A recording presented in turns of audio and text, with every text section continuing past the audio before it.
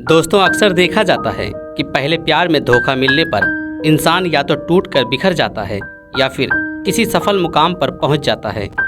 लेकिन महान Bruce Lee के साथ ये दोनों ही घटनाएं एक साथ घटती हैं। जब ब्रूस ली को पहले प्यार में धोखा मिलता है तो उन्हें सफलता का मुकाम तो मिलता है, लेकिन ब्रूस ली अंदर से पूरा टूट जाते हैं और कुछ ही सालों में उनकी वो नाकामयाब मोहब्बत उनकी जान ले लेती है। दोस्तों, आखिर वो लड़की कौन थी जिसने ब्रूस ली के जीवन में सबसे ज़्यादा प्रभाव डाला? दोस्तों, आज के इस वीडियो में हम आपको ब्रूस ली के पहले प्यार की पूरी दास्तान बताएंगे। इस प्यार की कहानी शुरू होती है सन 1961 में। ब्रूस ली उस समय हांगकांग से कुंग-फू सीख कर आए थे। उनके पिता ने उनके आवारापन को देखकर अमेरिका के वाशिंगटन यूनिवर्सिटी में एडमिशन करवा दिया था। ब्रूस ली के पिता को लगता था कि ब्रूस ली यहाँ इस कॉलेज से पढ़ लिख कर काबिल इंसान बन जाएंगे, लेकिन ब्रूस ली ने हांगकांग की तरह यहाँ भी कुछ दोस्तों के साथ ग्रुप बना लिया था। वो उन लड़कों के साथ अक्सर पीछे की सीटों पर बैठकर मौज मस्ती किया करते थे। उस कॉलेज में अक्सर सभी फर्स्ट ईयर के छात्रों का जॉइंट सेशन चला करता था। ऐसे में एक दिन ब्रूस ली की नज़रें एक लड़की पर जाकर रुक जाती हैं। वो लड़की अपने फ्रेंड के साथ हंसकर बातें कर रही थी। ब्रूस ली उसकी तरफ एकटक देखे जा रहे थे। उनको ऐसा लग रहा था जैसे उनको प्यार हो गया। वो पीछे की सीट से खड़ा होकर आगे की सीट पर जाकर बैठ जाते। ऐसा करते हुए वो आगे उस लड़की की तरफ जा रहे थे। अब लड़की ने ये नोटिस भी कर लिया था। तभी ब्रूस ली उस लड़की के एकदम क्लोज जाकर बैठ गए और सोचा जैसे ही वो सीट से उठकर जाएगी मैं उससे बातें करूँगा। लड़की को अब अनकंफर्टेबल महसूस हो रहा था। जैसे ही उसने सीट से उठकर बाहर जाने की सोची, ब्रूस ली ने तुरंत उसकी उंगलियों को पकड़ लिया। लड़की एकदम घबरा गई और लड़खड़ा गई। उसके सारे बुक्स जमीन पर गिर गए। लड़की ने तुरंत कहा कि इससे पहले मुझे गुस्सा आ जाए, मुझे तुम जाने दो। ब्रूस ली ने तुरंत हाथ छोड़ दिया। इसके बाद लड़की ने ब्रूस ली से कहा, ऐसा तुमने क्यों किया? तब ब्रूस ली ने जवाब दिया कि मैं दोस्तों को दिखाना चाहता था कि दो उंगलियों से कितनी ताकत लगाई जा सकती है। यह सुनकर लड़की बोली, क्या सच में? यह बहुत ज़्यादा झटके वाला था, और वो वहाँ से चली गई। इसके बाद ब्रूस ली उस लड़की को हफ्ते भर नजर नहीं आए। कुछ दिनों के बाद वह लड़की कॉलेज की सीढ़ियों पर चढ़ रही थी। उसके पैर में चोट लगी थी और वो सीढ़ियों पर चल नहीं पा रही थी। तभी ब्रूस ली उसे देखकर उसके पास गए और उसके बैग और कोट को हाथ में लेकर उसे कंधों के सहारे क्लास तक पहुँचाए और मुस्कुराकर उस लड़की को बताए कि मेरा नाम ब्रूस ली है। ब्रूस ली ने जब लड़की से पूछा कि उसके पैरों में चोट कैसे लगी, तब लड़की ने बताया कि डांस प्रैक्टिस के समय वह गिर पड़ी थी और जिसकी वजह से उसके घुटनों में क्रैक आ गया है। उसने अपना नाम ब्रूस ली को एमी सैम्बो बताया। वो भी फर्स्ट ईयर की ही स्टूडेंट थी। ब्रूस ली अब एमी सैम्बो को डेली उसके घर से ले आते और दिन भर अपने कंधों के सहारे सीढ़ियों पर इधर से उधर क्लास में ले जाते। उसके बाद घर छोड़ कर आते। ब्रूस ली अब तक उस लड़की को बहुत चाहने लगे थे। लगभग हर दिन एमी सैम्बो को वो प्रपोज करते, उनसे शादी के लिए कहते, लेकिन उधर से कोई जवाब नहीं मिलता।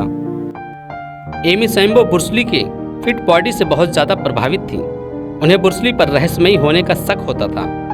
एमी सोचती थी कि यह एक इंसान जो मेरे 30 पाउंड के किताब के बैग को, मेरे वजनी जैकेट को और मुझे कंधे के सहारे एक साथ लेकर दिन भर 400 से 500 सीढ़ियों को चढ़ता और उतरता है और उसे ज़रा से भी थकान नहीं होती है, ऐसा कोई कैसे कर सकता है?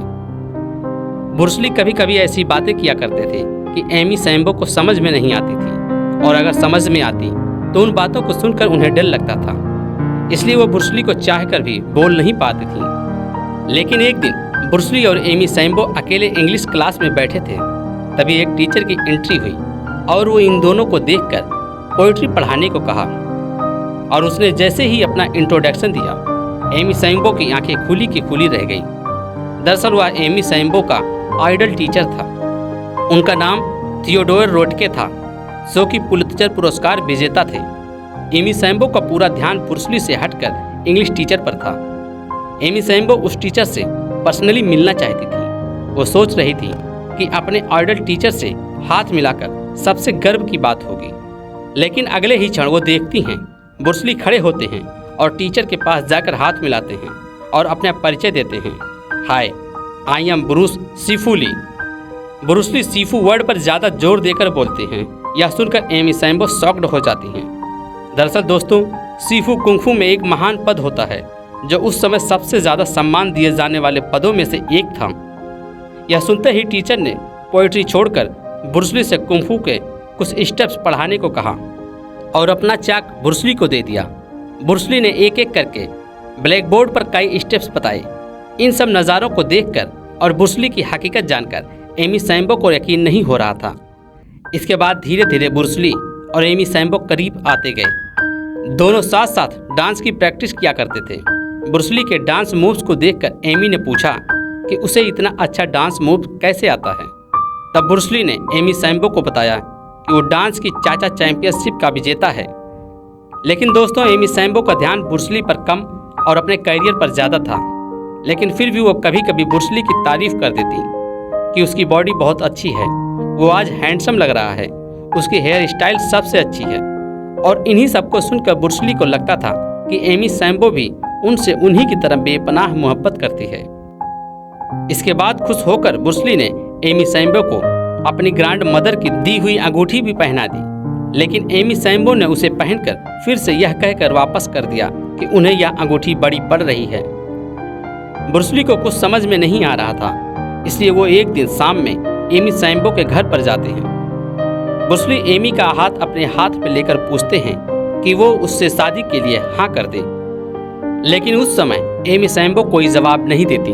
हालांकि ब्रूस ली के डेथ के बाद एक इंटरव्यू में एमी सैम्बो ने बताया था कि वो अपने करियर को लेकर ज़्यादा चिंतित थी।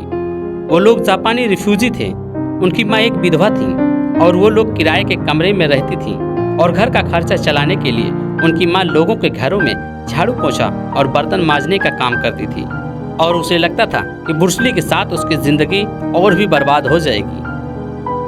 दोस्तों, जवाब न मिलने के बाद ब्रूस ली मायूस हो गए। वो अब इस ख्याल में रहने लगे कि एमी सैम्बो उनसे प्यार क्यों नहीं करती। अगर प्यार करती है तो शादी के लिए हाँ क्यों नहीं करती। कुछ ही दिनों के बाद दोनों का ग्रेजुएशन खत्म हो गया। एमी सैम्बो बिना बताए न्यूयॉर्क चली गई और वहाँ जॉब करने लगी। ब्रूस ली कई महीनों तक अपने प्यार को ढूंढते रहे।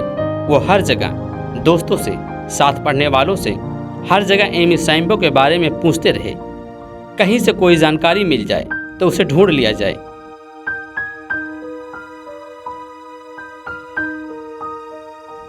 लेकिन अगले साल एक दिन पता चलता है कि एमी सैम्बो ने शादी कर ली है। ब्रूस ली टूट जाते हैं और वो जुनून में आकर बहुत ज़्यादा कुंफू की प्रैक्टिस करने लगते हैं।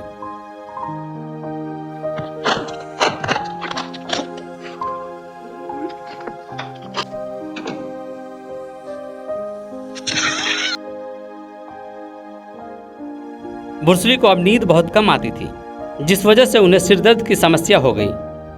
उन्होंने बच्चों को कुंफू सिखाने के लिए एक स्कूल ज्वाइन कर लिया। तभी उनकी मुलाकात उनकी होने वाली पत्नी लिंडा ली कैडवेल से हो जाती है और वो कुछ दिनों के बाद शादी कर लेते हैं।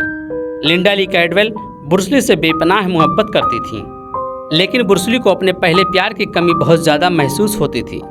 दोनों के 2 बच्चे भी होते हैं।